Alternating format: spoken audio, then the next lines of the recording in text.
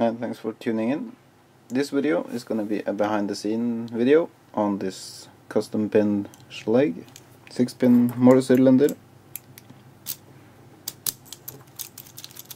Made it to work smoothly. The bitting is not dramatic, and that's the whole idea. It's a little proof of concept that you don't need dramatic bittings to make a pick resistant lock. I only used commercially available pins in this one.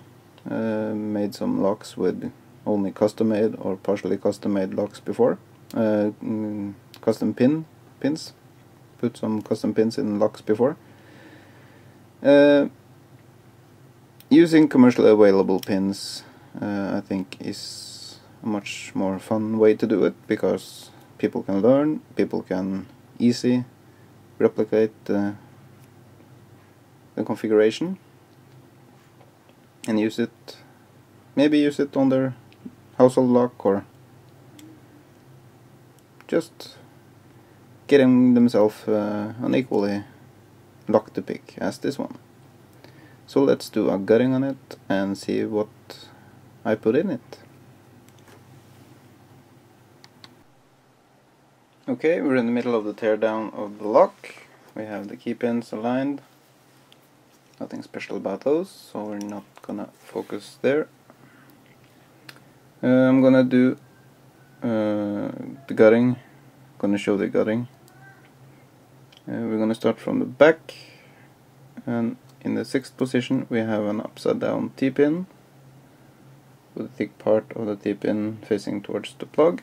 I'm gonna explain why later. We have a master wafer or a master pin, just preventing the thin part of the T-pin from getting jammed in the spring. We have the same solution at number 5. We have a regular spool in number 4.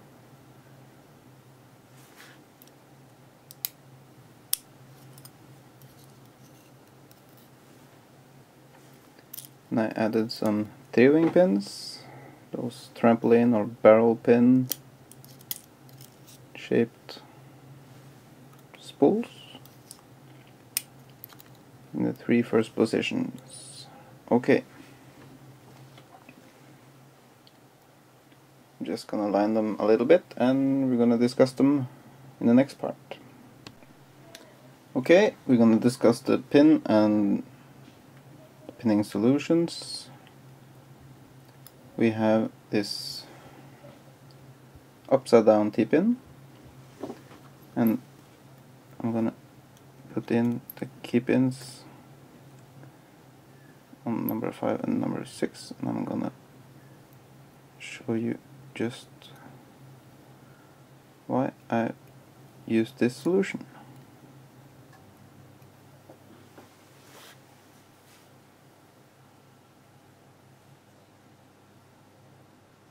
Okay, now as you can see, I think I'm gonna turn off the light. Did that help? Maybe better with lights. Okay, now as you set the first spool pins, you're gonna go into a false set. Now as you do, these are totally flat. This will be caught up in the shell line. Pretty dramatic. I also filed off a little bit of the number 5 T-pin, so it's a little thinner. Focus. There we go. So you're gonna go into a full set with the spool pins in the front, and this will be locked totally up. You will not get any counter rotation at all. You will have to figure out why the pins are hung up or jammed, and you will have to manually turn the plug to get them set. So I think this is a quite fun and tricky solution. and I hope it will provide some frustration and challenge.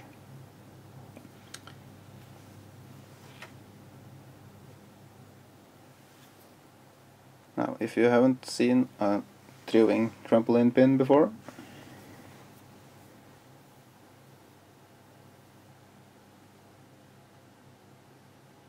there we go. You have spool shaped, and you have the barrel. There we go.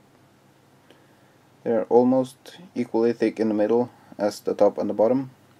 So as you set them, you will have two full sets, two feeling of setting the pins, and as you go past the middle, it hopefully, in this case, will make you drop some pins, giving you a little extra frustration.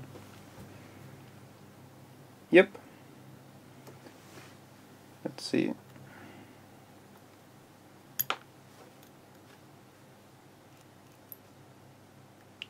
Did some miscalculation in earlier setups and earlier locks. Maybe you've seen the lower lock that I made. So as I configure a new lock now, I always check with putting the pins on top of the key pins, the driver pins on top of the key pins, just to get a feeling on the. There we go. That was a little bit out of focus. Let's see if we can zoom out. There we go.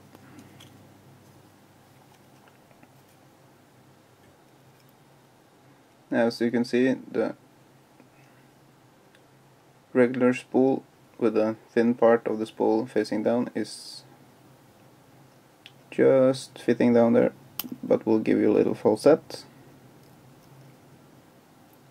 And the three-wing pin, the first will only give you one step, but the others will give you two. So if you haven't been picking those before, those might be a little challenging, and they almost are too big for the Schlege cylinder. That makes a really tight fit, and when you pass the different shell line or setting the pins, this will be dropping back, giving a little battle. And of course, as long as you are in a full set, the two pins in the back will be impossible to set. Or, and that's my theory. So normally you would pick and feel by the deeper and deeper full set that you're closing in on getting an opening. But in this case, as long as you get a full set, you will be deceived. You will think you're doing the right thing, getting closer to an opening, but these two pins in the back will not allow you to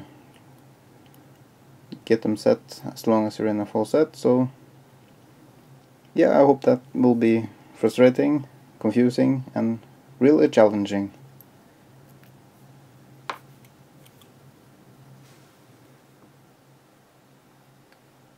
So that's my Schlege 6-pin challenge lock. Hope you enjoyed it, and hopefully you will pass it along so the next person will also have some fun with it. Thanks for watching.